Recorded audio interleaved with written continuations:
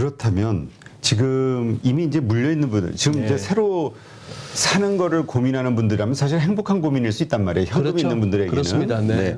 근데 이제 문제는 고점에 물린 분들, 아까 말씀하셨듯이 지금 이렇게 그 뭐 일시적 반등이 있을 수는 있을지 모르나 다시 또 크게 빠질 수 있는 과거의 데이터를 봤을 때 이런 가능성도 있고 그러지 않은 가능성도 있고 이 뭐 여러 가지가 있다 보니까 이거를 손절하기도 그렇고 그렇죠.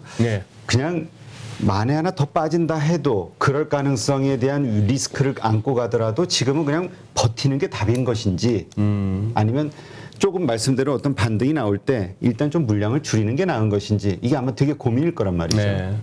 그래요. 임 대표님 말씀하신 그 부분이 우리 투자자분들의 고민이기도 할 뿐만 아니라 앞으로 우리가 헤쳐나가야 할 장이 굉장히 예전 대비 어려운 장이 될 이유가 되겠습니다. 무슨 말씀인가 하면은 칼같이 손절을 지켜주는 기관 투자자들만이 모인 게임이라면은 약세장에서 정리돼야 할 정리 딱 되고 책에서 나온 대로 V자 반등도 나오고 뭐 이런 것들이 가능하겠는데 지금은 너무나 다들 버티기에 익숙해진 거예요.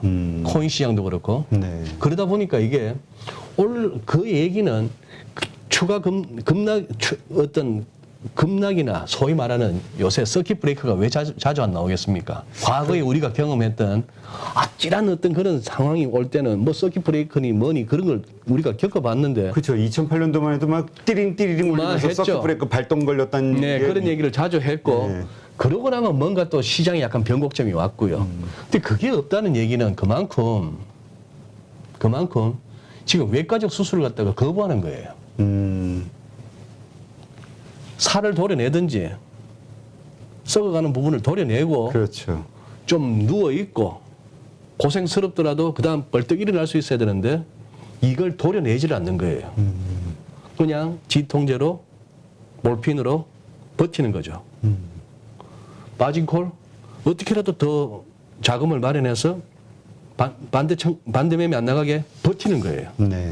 그 얘기는 결국 뭐냐 하면은 실제 이제 시장 상황이나 뭐 기업 실적이 됐건 뭐가 됐건 국제 정세가 됐건 돌아설 만한 상황이 됐을 때 과거에 우리가 봤던 이 정도 하락이면 이 정도 각도와 이 정도 정도로 다시 상승 내지는 반등이 가능하지 않을까에 기대치를 낮춰야 된다는 얘기죠.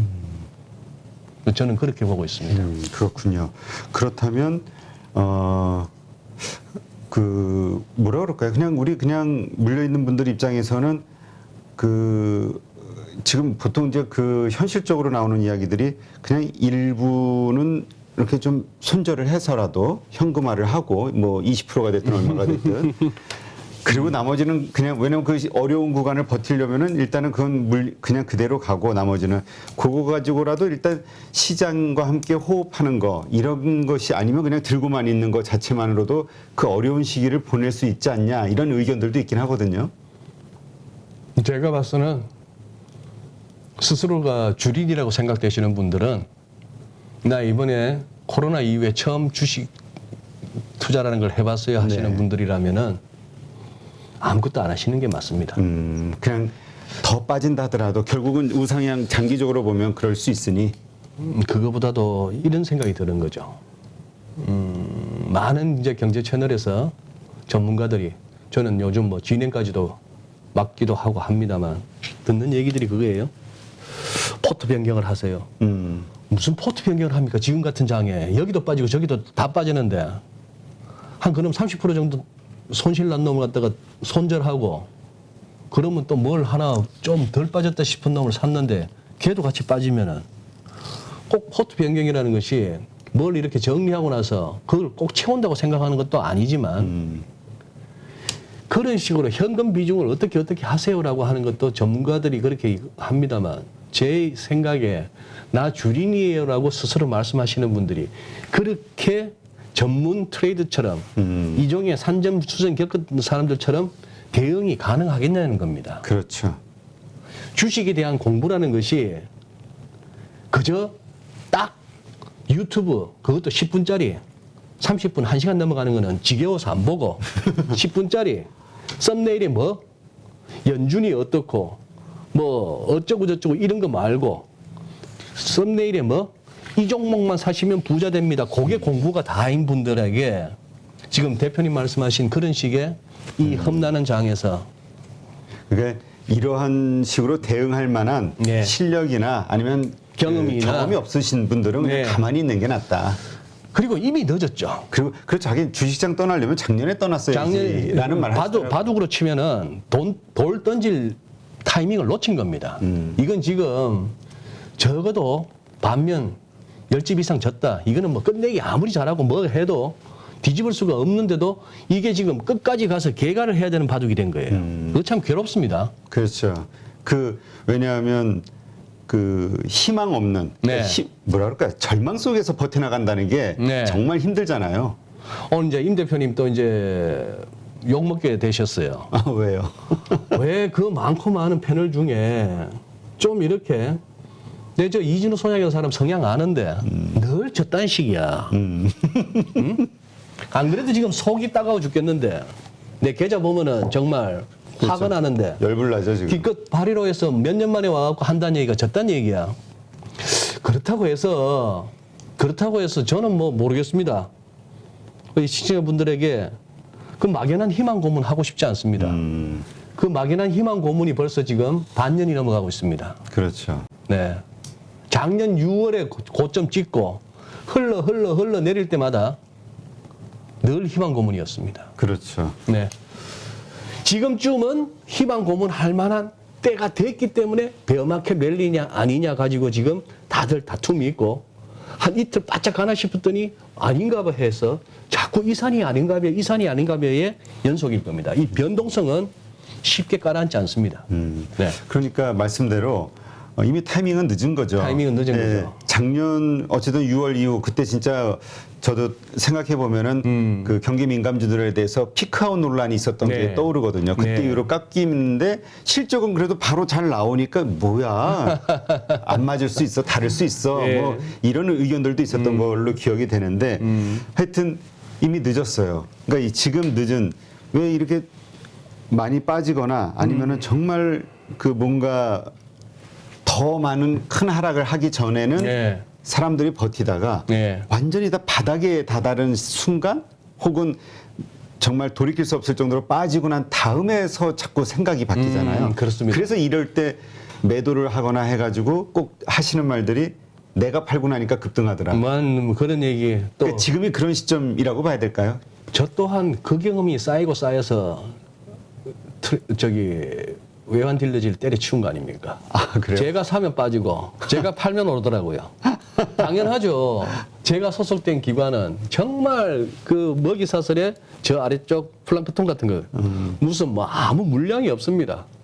제가 외환 트레이딩 할 때 네. 기업체들의 결제 수요 뭐 내고 매도 물량을 갖다 처리하는 데도 아니었고 작은 거기에서 그러니 밥이죠. 그런 상황에서 도대체 내가 기댈 때는 그때부터 이제 차트에 이제 매진하고 했는데 자 이렇게도 한번 보시죠. 이게 대표님 말씀에 어느 정도 그게 될지 모르겠습니다만 이거는 여기 보시면 야데니 YARD 그냥 야데니 리서치라고 우리 한글로도 검색하시면 구글링 하시면 바로바로 나옵니다. 네. 거의 매일 업데이트 하다시피 하는데요. 참 뭐 로그인도 필요 없고 들어가면 좋은 그림들이 너무 많습니다. 지금 보시면 2008년 이후에 빨간색은 연준, 파란색은 ECB, 유럽중앙은행, 초록색이 BOJ 해서 이 중앙은행들의 토탈 에셋, 즉 대차 대조표가 이렇게 부풀었던 겁니다. 네. 더 쉽게 말하면 각 이 3대 중앙은행이 돈을 이렇게 풀어제낀 겁니다. 그래서 6월 22일 현재 연준은 8.9 트릴리언, 8.9조 달러가 된 거예요. 네. 22는 연준보다도 더 많습니다. 적어도 뭐 19개 나라의 중앙은행이다 보니 그럴 수가 있겠죠. BOJ, 미국 대비 BOJ, 미국 대 일본의 경제 규모나 뭐로 봤을 때 여기가 9조인데 여기는 5.5조까지 왔습니다. BOJ 뭐 이렇게 벌써 꺾이고 있는데 지금 드리고 싶은 말씀은 이제 이거는 꺾일 일만 남았습니다. 이해하시죠? 전부 다 이제 22도 7월부터는 금리 인상 들어가고 그렇죠. 자산 매입 프로그램 뭐 APP라고 했던 Asset Purchase 프로그램 마무리됩니다. 이건 이제 연준이 이제 양적 긴축 시작하죠 7월에. 그런데 자 요거는 연초 그림입니다. 연초 그림인데 채 1조 달러도 안 되는 8,700억 달러 정도에 불과했던 연준의 미국의 보는 통화, 그것이 금융위기 터지니까 퉁 해서 Q 양적 완화를 시작했습니다. 네. 그러고 나서 이게 결국 양적 완화 2탄, 3탄, 4탄 이런 식으로 왔고, 이 무렵에 이제 2014년 10월에 양적 완화는 끝내고, 그 다음에 1년 2개월 있다가 금리 인상 시작하고, 이때부터 금리 인상 시작하고 양적 긴축 조금 시도해 봤습니다. 그때 우리가 2013년에 뭐 들었던 얘기가 테이프링 텐터럼 개사콤 이런 얘기. 그렇죠. 그러다가 코로나를 또 들이맞은 거예요. 그렇기 때문에 이 오랜 기간에 걸쳐서 한 4조 달러 풀었던 걸 여기 와가지고 이 짧은 기간 동안에 4조를 풀어제꼈습니다. 네. 아래쪽에다가 같은 기간에 걸쳐서 S&P 500을 한번 겹쳐보니 돈 풀릴 만큼 가는 겁니다. 그러네요. 돈 풀린 만큼 집값 오르고 돈 풀린 만큼 짜장면값 오르는 겁니다. 그런데 연초에 베런스 기사에는 1월 8일 기사인데 rate hikes, 금리 인상은 잊으랍니다.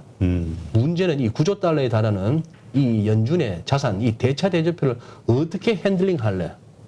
이게 정말 really matters. 이게 정말 문제라는 거예요. 금리 인상보다도 예. 긴축이 더 문제다. 그 기사에서 이 sa진을 갖다가 또 붙여놨더라고요. 우리가 2년 동안 왜 이렇게 모든 인간들이 아닥을 하고 살았는지, 마스크로 뭐 시사하는 바가 있는 사진입니다만, 이 시선이 걱정되는 거 아닙니까? 그렇죠. 결자 해지가 될까요? 그런 상황인데 이걸 얼마나 낮춰야 될까요? 정상화가 될까요? 그 낮추는 동안에 시장의 충격이나 실물 경제가 받을 어떤 충격은 얼마나 될까요? 걱정스러울 수밖에 없는 겁니다. 일은 저질러 놨는데. 지금부터 이제 이게 결국은 이 S&P 500 빨간색은 아까 말씀드린 연준과 22 BOJ가 어쨌거나 합해봤더니 돈 풀린 만큼, 그런데 어쨌거나 이 세 개를 합한 이 선이 벌써 꺾이고 있고 아래쪽은 그냥 연준만 뽑아서 했을 때 결국 이렇게 꺾일 일만 남았다는 것이죠. 그런데 시장은 어떻다? 원래 선반영하는 곳이니까 그렇죠. 그걸 감안해서, 그래서 2년물 같은 단기물 국채 금리는, 국채 수익률은 연준이 애초에 얘기하는 연말에 한 3.25 정도까지 벌써 확 가버렸잖아요. 그렇죠. 그게 시장이 굉장히 따른 겁니다. 그만큼 그냥 가버렸고 그 가는 사이에 달러도 강해졌고 주식은 빠진 거예요. 그러면 오케이, 금년까지 이루어질 양적 긴축이나 금리 인상은 대충 반영된 거 아니야? 그러면 대충 빠졌으니 이어서 더 빠지는 건 과하잖아. 베어마켓 랠리의 기대 근거예요. 네. 그런 상황이고, 자, 어떻게 할지는 모르겠습니다. 우리 시청자 여러분의 감이 어떠세요? 이거는 이제 로빈 후드에 가니까 차트가 이렇게 나오네요. 최근 5년 흐름입니다. 메타, 네. 옛날 페이스북. 그렇죠. 지금 이 2021년 작년 4월 달 기사는 이 무렵에 저커버그는 10억 달러를 팔았다는 거예요. 많이 자기 팔았네. 지분 10억 달러, 환율 그냥 1,000원만 곱해도 1조입니다. 깔끔하죠? 그 전해에도 5천억 달러 이상 팔았대요. 저커버그는 팔아졌겠는데 돈이 없어 팔았을까? 왜 팔았을까 싶은데 그 이후에도 이 세상 많은 사람들이 우리나라의 서학개미를 포함해서 참 좋은 회사야, 성장주야 하면서 막 이렇게까지 끌어올려줬습니다. 네. 그게 지금 여기 왔습니다. 그래서 지난 5년 동안 아직도 5년 전 대비 3% 상승이네요. 그런데 고점 대비로는 마이너스 53%입니다. 그리고 이런 기사가 나와요. 도대체 성장주가 뭐고 가치주가 뭔가 싶을 정도로. 넷플릭스 보실까요? 엄청 빠졌어요. 5년 전 대비 아직도 13.36%입니다. 제로금리 시대에 5년 동안에 13% 나왔으면 나쁘지 않죠. 그렇죠. 이때 사서 지금도 들고 있다면 나쁘지 않은 수익률입니다. 5년 동안에 13%. 물론 점상 몇 번은 나와줘야 주식한다라고 여기는 분들한테는 5년 동안에 13%는 저거는 뭐 수익도 아닙니다. 그렇죠. 근데 지금 1년 사이에 고점 대비 66% 빠졌습니다. 줌도 마찬가지예요. 5년 전 대비 215%. 이 뭐 아무것도 아니던 기업이 전부 그러면 이제 대면은 없어지고 전부 줌으로 할 것처럼 해서 했습니다. 여기는 또 캐시우드 같은 사람이 이 ETF 만들고 저희 ETF는 여러 개 만들었지만 성격은 다르다 해놓고 그 돈으로 테슬라 사고 줌 사고 텔라닥 사고 이런 식의 중복 투자로 갔다가 이렇게 왔습니다. 5년 동안 214% 대단한, 근데 고점 대비 70% 마이너스예요. 자, 이 것을 보시고 두 가지의 명제가 나옵니다. 이 정도면 저가 매수할 만하네.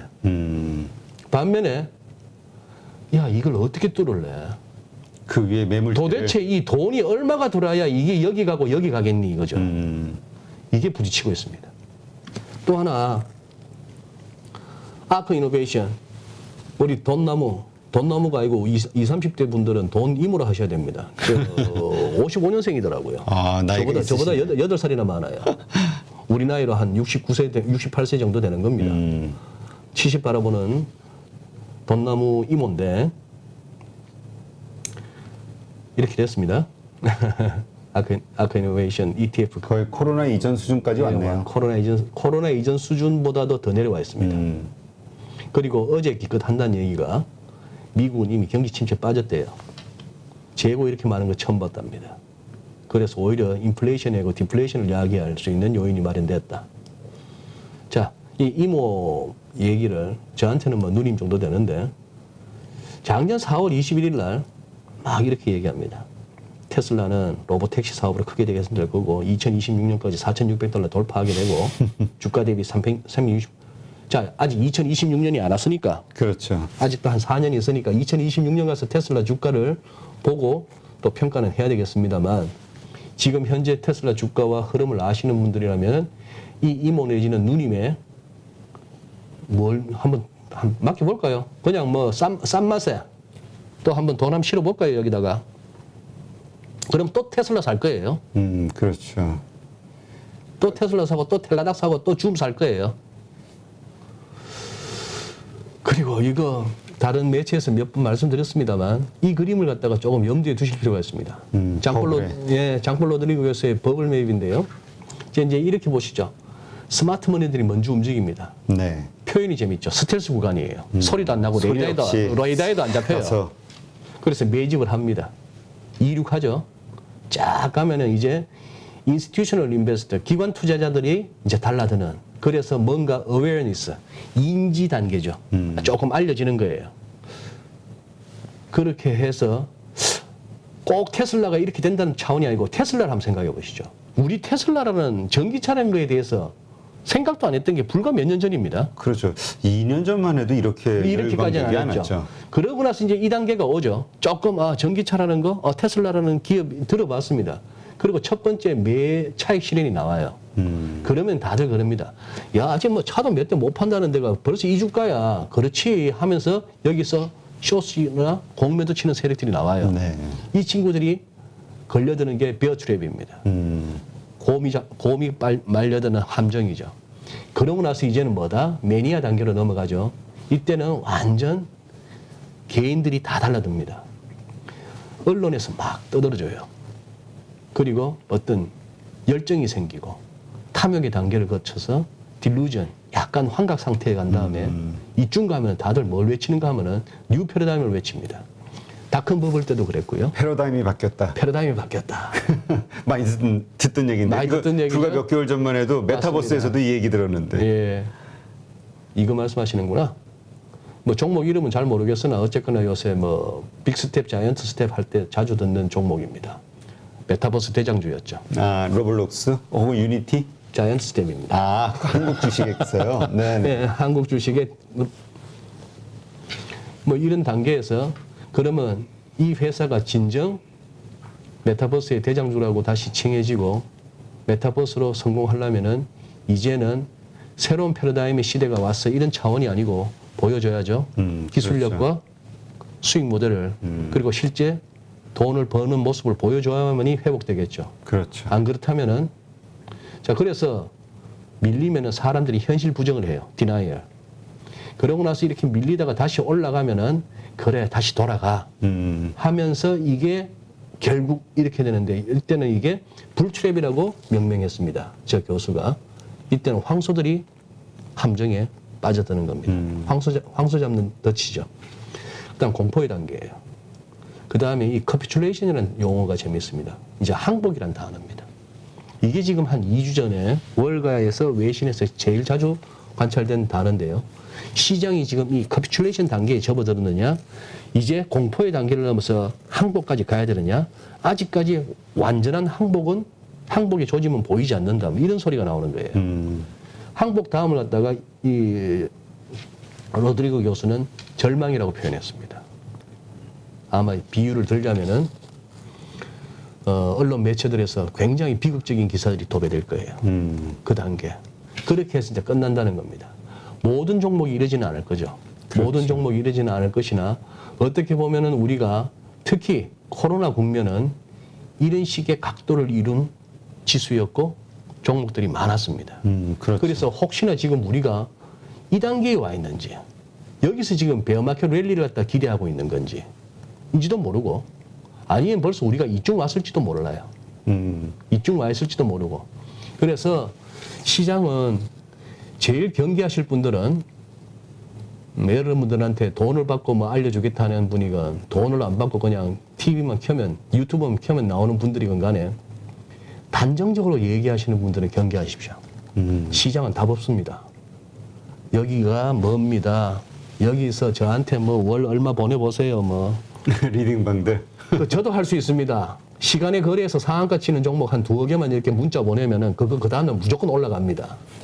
거기 또 저 우리 소장 이진우 소장님 그 사칭해가지고 또 사칭해서 또 이진우가 또 뭐 찍어드립니다. 또 문자 올지도 모르겠습니다. 네. 예.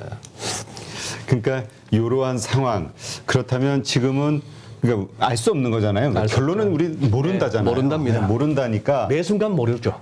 그렇다면 우리가 이미 물려 있는 분들 입장이나 아니면 네. 새로 들어가려고 하는 분들은 뭐 행복한 고민이죠. 지금 어쨌든 그렇습니다. 예. 물려 있는 분들 입장에서는 지금 그럼 뭘 세심하게 봐야 될까요? 내가 어느 위치에 있는가를 파악하기 위해서 이제 노력을 해야 되잖아요. 네, 네. 그러기 위해서는 어떤 노력을 해야 되는 거죠?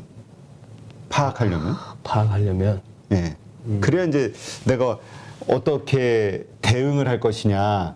진짜 불마켓 베어랠리 마켓이 딱 왔을 때 매도를 할 것이냐, 아니면 지금 많이 빠졌지만 앞으로도 이만큼 더 빠질 수 있어라는 그 어떤 위치를 확인하게 되면 거기서라도 일단 손절을 하면 이제 또 손실이 주니까. 근데 이제 우리가 지금 생각하는 건 거의 바닥 근처라고 생각하는 게 이제 우리 네, 보통 사람들의 네. 생각이잖아요. 그렇습니다. 이게 근데 이걸 믿을 수 없는 거니까. 맞아요. 네. 네.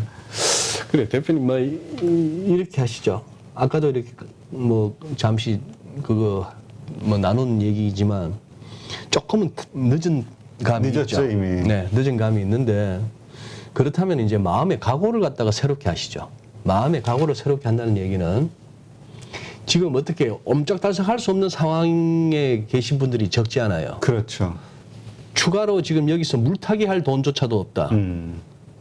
그런데 손절을 한다면은 계산하기 쉽게 100만 원 갖고 투자를 했는데 지금 이게 70만 원, 뭐 60만 원이 와 있는 거예요. 경우에 따라서는 50만 원도 돼 있는 거고 30만 원인 경우도 30만 원도 많을 겁니다. 예, 넷플릭스만 해도 아까 70% 이상 그렇습니다. 빠졌습니다. 예.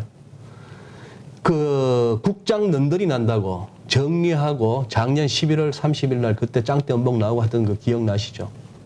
그 무렵에 또 다들 이제 건너가자 해서 왜 이름을 하필이면 동학게임이라고 짓고 서학게임이라고 짓는지 모르겠습니다. 그때 그런 얘기가 나왔죠. 동학운동의 결말은 결말을 비참했다. 알면은 어떻게 감히 동학게임이라고 얘기를 할 수 있겠느냐.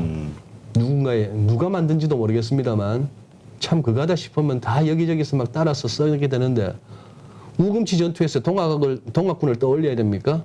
그러고 나서 국장 넌들이 난다고 마지막으로 미국 건너갔던 게 어지간한 빵 주식들을 비롯해서 그 인기 있는 종목들의 마지막 투드문 각도를 만드는데 우리 한국 사람 돈도 많이 들어갔죠. 들어갔죠.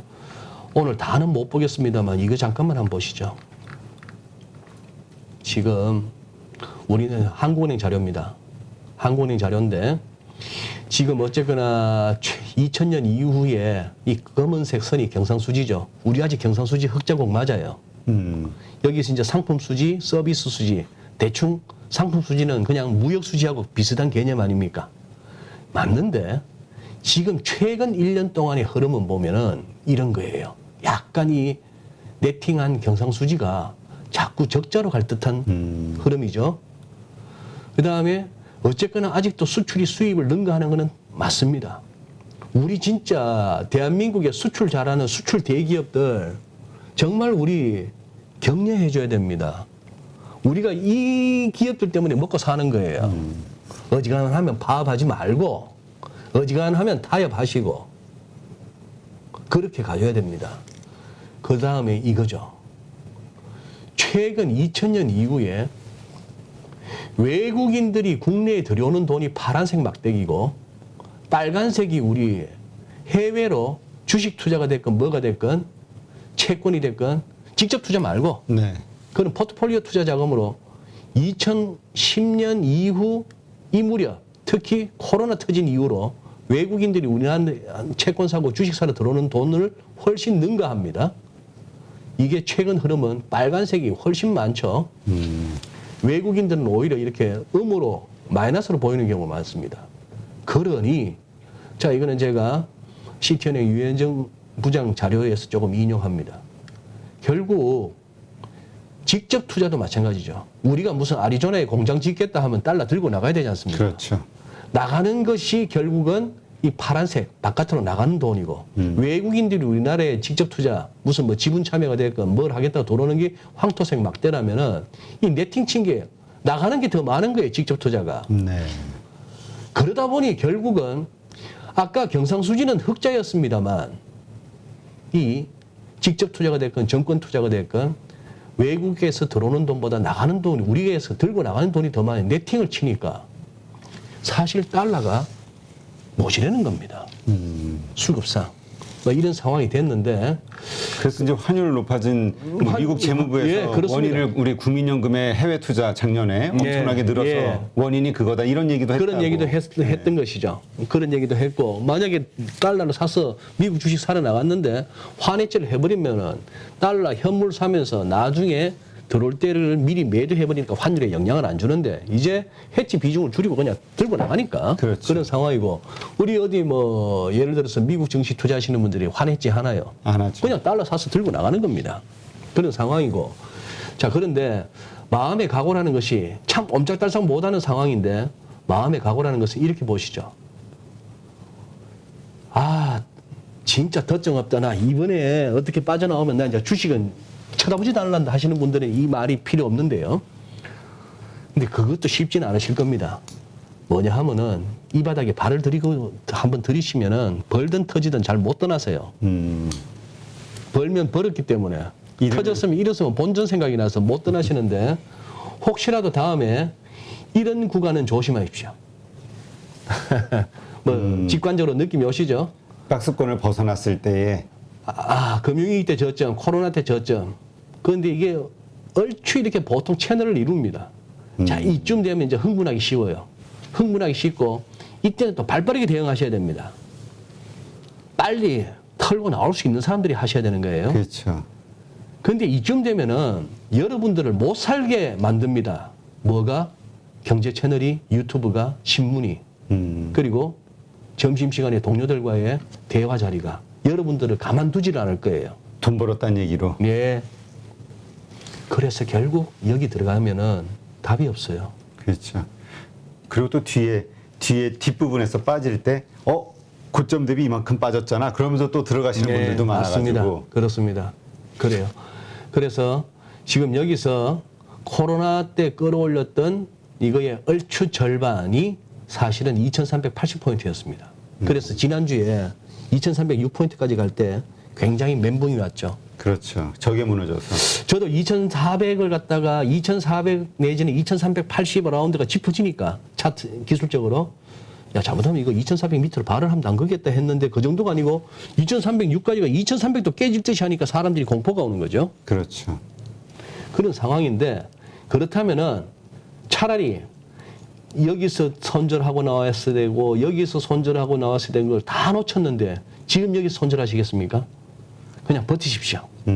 혹시라도 연내 이 정도 한 번 더 갈 수도 있습니다. 갈 수 있다 하더라도. 2100 밑으로 갈 수도 있는 겁니다. 갈 수도 있는데 그렇게 하시고 그리고 뭐 파동 이론에서 저는 딱 하나만 취합니다. 뭐 파동을 저는 도저히 세는 것은 불가능하다고 보고 이거는 굉장히 자의적이고 그렇죠. 주관적이라서 사후적으로나 볼 수 있고 단 하나 이 피보나치 조정 레벨은 굉장히 유용합니다. 우리가 이때 처음으로 88 올림픽 때 1000포인트 넘었을 때 이후에 밀렸을 때 61.8% 와서 멈췄습니다. 그다음 IMF 외환위기 이후에 그다음에 IMF 외환위기 이후에 뭐 9.11 테러도 겪고 나서 9.11 테러는 이 무렵이네요. IMF 외환위기 때 저점 이후 어쨌거나 이 의미 있는 여기서 금융위기 터지기 전까지 또 이 10년 동안의 상승 사이클 금융위기가 터져서 전대미문의 위기가 왔음에도 61.8%니까 살짝 언더슈팅을 했었으니까 그러나 여기서 바닥 잡았습니다. 그 다음 여기서부터 금융위기 때 저점에서부터 어쨌거나 2018년 우리 고점 그래서 코로나 두드리 맞기 전까지 이때도 뭐 코로나 때 조금 과하게 밀리긴 했으나 62.8%쯤에 왔을 때 그냥 눈 감고 들어갔으면 나쁘지 않았습니다. 즉 적어도 기술적 분석가들 사이에서는 그런 얘기가 있습니다. 책에서는 38.2%, 50%, 62.8% 조정이 있다고 하지만 진짜 조정다운 조정은 61.8%더란 얘기죠. 그래서 이거는 4월 초의 차트입니다. 4월 초에 우리가 그때 2,600점 와가지고 38.2%좀 왔네. PBR 1이네. 여기서 더 밀리는 거는 저평가야. 그 얘기 우리가 얼마나 들었습니까? 그렇죠. 그랬다가 결국 이걸 못 버티고 무너졌잖아요. 무너졌더니 2,380인가 싶었더니 2,306까지 왔다가 지금 2,400에 다시 와 있는 거다 말입니다. 여기서 조정 끝 가주면은 좋겠습니다. 그러나 각오는 하시란 얘기죠. 여기서 어느 정도 반등이 나온 다음에 얘가 여기까지도 갈 수는 있는 겁니다. 그러니까 지금 단계에서 우리는 결론은 알 수 없으니까 결론은 알 수 없으나 저런 최악의 상황도 또 감안을 해두자 말이죠. 그러니까 그래서 지금 예를 들어서 손절했다가 여기가 바닥을 잡고 뭔가 국제정세가 됐건 뭐가 됐건 통화정책이 됐건 또 급변이 오면서 돌아서 버리면은 아마 건강해지실걸요. 그렇죠. 이걸 버티다가 여기 와서 팔아? 건강해집니다. 그런데 차라리 여기서 이 정도까지는 이것도 견뎠는데 이거는 견딜 수 있습니다. 그런데 그 차원이 아니고 지금 이 상황이 돌아가는 상황이 그 차원이 아니고 이 선을 쭉 꺼서 까지도 가야 된다면 커서를 한번 따라와 보십시오. 뭘 그렇게 잘못했길래 2100선? 뭘 그렇게 우리가 잘못했길래 그동안에 정책당국이나 뭐 세계 경제가 그리고 자산시장이 얼마나 욕심을 부리고 뭘 잘못했길래 여기 이 선을까지 닿을 정도로 가야 돼. 그 상황을 갖다 촉발하는 배경은 뭔지는 모르겠으나 그 상황까지 온다면은 뭐 어떡하겠습니까? 뭐 손절을 한 해 만해가 의미가 없고 그렇죠. 그때는 뭐 다른 얘기가 되는 거죠. 상황이.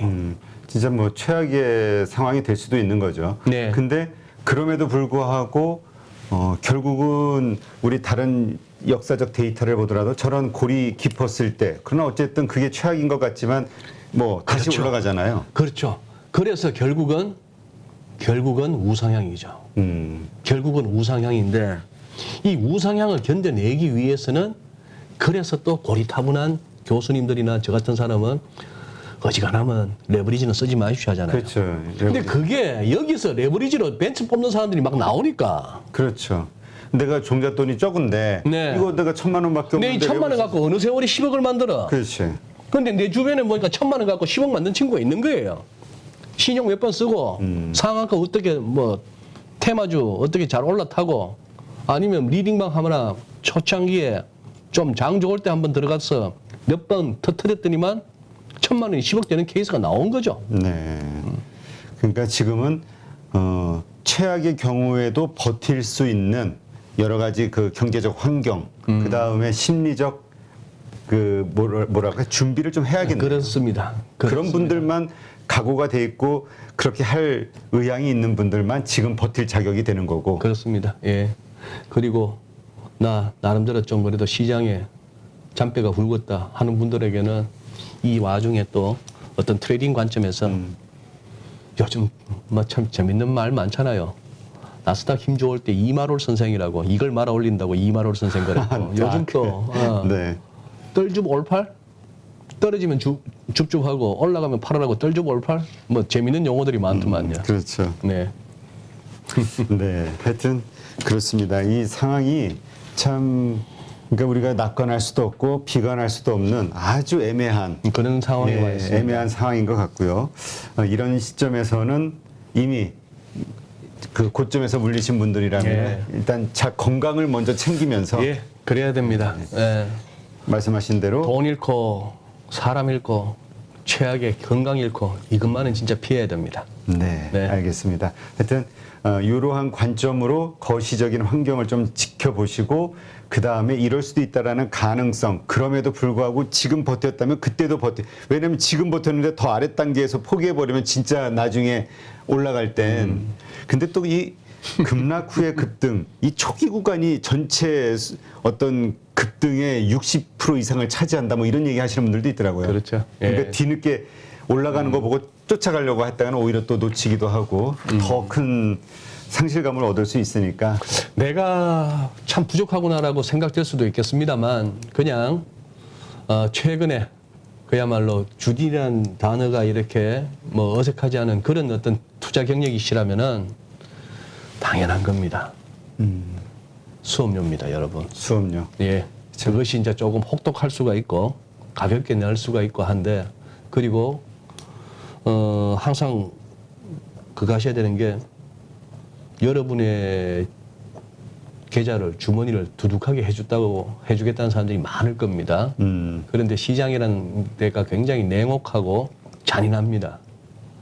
이 삥을 뜯어도 차비는 남겨주고 뜯어야 되는데 차비조차도 안 남기고 가져가는 양아치들이 있어요. 그래요? 시장은 가끔씩 그런 어떤 성향을 보일 때가 있습니다. 네. 알겠습니다.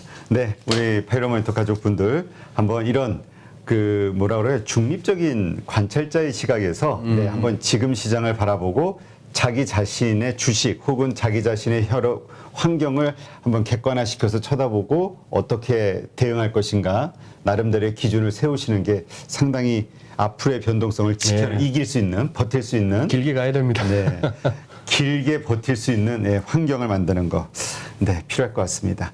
오늘 이렇게 좋은 인사이트 함께해 주신 GFM 투자연구소 이진우 소장님 감사합니다. 네, 고맙습니다. 누구나 1시간 안에 200개 종목에서 좋은 종목을 고를 수 있는 그런 능력을 배양할 수 있도록 제가 도와드리려고 그렇게 하고 있습니다.